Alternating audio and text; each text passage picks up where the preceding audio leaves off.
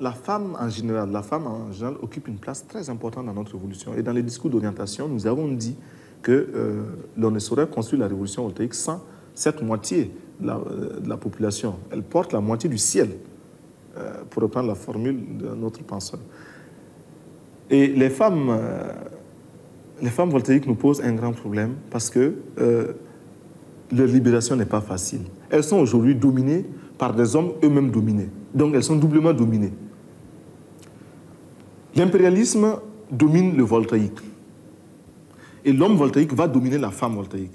Celle-là qui est obligée de faire 15 km dès 4 heures du matin, lever très tôt le matin pour aller chercher de l'eau à 15 km, une eau saumâtre, une eau polluée, une eau dangereuse pour sa santé à elle et la santé des enfants, qui doit faire la cuisine pour un homme qui dort, qui va se réveiller plus tard, qui doit nourrir les enfants, les laver, qui doit aller très tôt au champ, travailler avec les hommes, qui doit en plus travailler son petit champ personnel, qui doit, la nuit venue, veiller à tout, ranger, faire entrer le bétail et ceci et cela. Bon, cette femme-là, à 30 ans, à 35 ans, c'est un véritable chiffon. Ce n'est même pas une loque, c'est un chiffon. Et nous ne voulons plus de cela. Nous avons tous des mères, des épouses ou des sœurs qui ont connu, qui vivent encore ces conditions-là. Et c'est contre tout cela que nous luttons. Nous parlons en connaissance de cause. Eh bien, nous voulons responsabiliser la femme voltaïque, d'abord en commençant par sa libération. La libérer de la domination féodale de l'homme voltaïque. Cela ne va pas sans grand mal, parce que c'est toute une mentalité à reconsidérer. Et j'avoue que chacun de nous, y compris celui qui vous parle, est lui-même remis en cause chaque jour et doit s'interroger entre ce qu'il professe, dont il est convaincu que c'est la juste voie, et la facilité qu'est la domination. Parfois, on se surprend à transformer son foyer en une caserne et puis on se retrouve en adjudant de compagnie. Ce n'est pas juste, mais enfin, il faut lutter contre ça aussi. Et je lutte contre moi également, comme les autres voltaïques le font. De ce fait-là, nous sentons que les femmes voltaïques, très dominées, pour leur libération elles-mêmes, s'interrogent, ne savent même pas comment se libérer. Elles ne savent pas comment le faire. Parce qu'elles se demandent, mais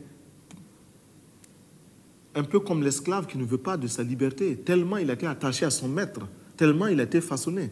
En Afrique du Sud, j'ai vu, moi, en d'autres temps, en Afrique du Sud, des Noirs s'en prendre à nous Noirs qui étions de passage et qui, entretenus par la compagnie aérienne, avions droit au même traitement que les autres voyageurs. Mais ce sont nos frères africains noirs comme nous qui nous crachaient dessus parce qu'ils ne comprenaient pas comment nous osions nous mesurer aux Blancs. Ce n'était pas parce qu'ils nous soupçonnaient d'être compromis avec les Blancs, non, parce qu'ils estimaient que nous étions d'un orgueil inacceptable. Bien, ils ont été trop longtemps dominés, ces Noirs-là. Ils ne peuvent pas comprendre qu'un Noir, ça sert à la même table qu'un Blanc. Pour libérer les mentalités, il faut oser s'attaquer aussi à nos formes, à certains aspects de notre culture qui aliènent la femme.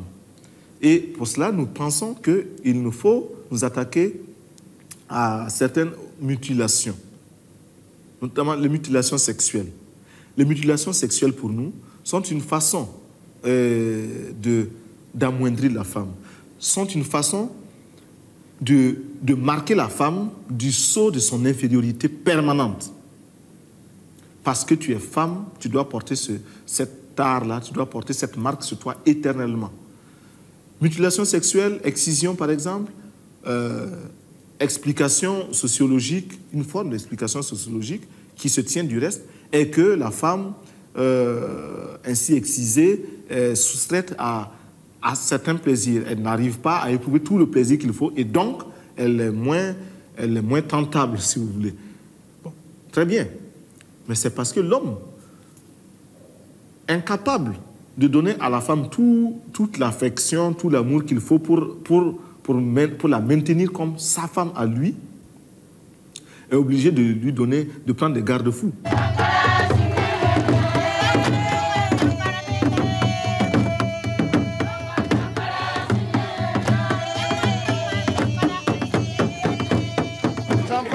Aux paysans, le capitaine demande aussi des sacrifices. En dehors de la culture des champs, ils doivent s'atteler à des travaux en commun qui seront utiles à tous.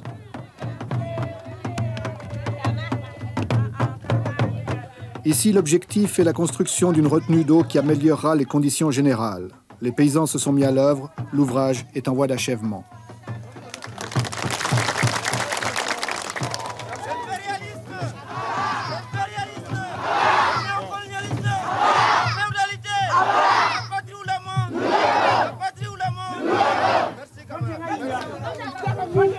Là aussi, le capitaine veut faire de ce genre de réalisation la démonstration d'une adhésion populaire à ses choix politiques. Mais pour construire ce barrage, il est nécessaire d'importer le ciment et le fer des pays voisins, dont certains font des difficultés pour l'approvisionnement de la Haute-Volta. Cela nous pose un grave problème de rupture de stock et un approvisionnement irrégulier, ce qui amène à décourager, à démoraliser les populations qui, elles, sont sur les chantiers et ne connaissent pas les circuits internationaux d'importation. Et nous savons que ces ruptures-là, ces perturbations dans l'importation sont dues à des options politiques, à une espèce d'hostilité ou de méfiance vis-à-vis de la révolution voltaïque et à la tentative de l'asphyxier, de l'étouffer par le biais économique. Nous le savons et nous sommes réellement dépendants de l'extérieur pour l'importation de ces matières-là. Il y a un exemple très éloquent que m'avait présenté le directeur de l'Office des barrages. Il s'agit des grillages que vous importez, les fils... Les gabions là, qui sont disposés derrière, ils coûtent 6 fois plus cher s'ils sont importés que s'ils sont tissés par la population. Et nous n'arrivons pas à trouver le fer pour les tisser. Parce qu'à la commande, les gens préfèrent vous vendre le gabion que de vous donner du fer pour que vous le tissez vous-même. Bien sûr. Donc il y a là une façon de nous obliger à acheter un produit fini, mais que nous aurions pu finir ici en complétant la chaîne. C'est aussi un chantage qui s'impose à nous et nous composons avec. C'est vous dire que nos difficultés ne sont pas seulement intérieures, mais elles viennent surtout de l'extérieur.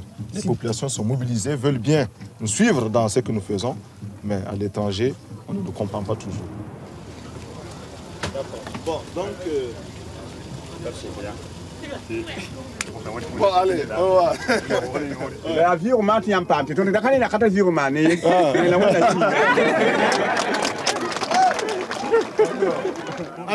Notre pays est un grand importateur de produits finis, de matériaux, etc. Et il y a, comme j'ai eu à vous dire, des pressions pour que nous ne puissions pas importer ce ciment dont nous avons besoin. Aujourd'hui, il y a une grande mobilisation en Volta pour les travaux d'intérêt général et il faut des matériaux. On sait qu'en nous privant de ces matériaux, nous aurons sur les chantiers des masses de travailleurs qui se retourneront nécessairement, naturellement contre nous parce qu'elles nous percevront comme des démagogues. Et on ne permet pas la démagogie. Il y a donc des pressions multiples de ce genre. Nous avons envoyé des missions d'information, des missions de bonne volonté, expliquer aux uns aux autres que notre révolution n'étant dirigée contre aucun peuple, il n'y a pas de raison que l'on s'attaque à nous, que l'on cherche à asphyxier l'économie voltaïque. Et nous serons obligés de considérer comme un acte d'hostilité, finalement un casus belli, des attitudes provocatrices de cette nature-là. Pratiquant une politique exigeant énormément de sacrifices, le capitaine Sankara se sait physiquement menacé. Il voyage en employant des ruses et en ayant une protection rapprochée importante. Peu de gens savent où il se trouve. Il se déplace en secret, il utilise plusieurs résidences. Les troupes chargées de sa sécurité sont constamment changées, car il a parfaitement conscience qu'un prochain coup d'État lui coûterait certainement la vie.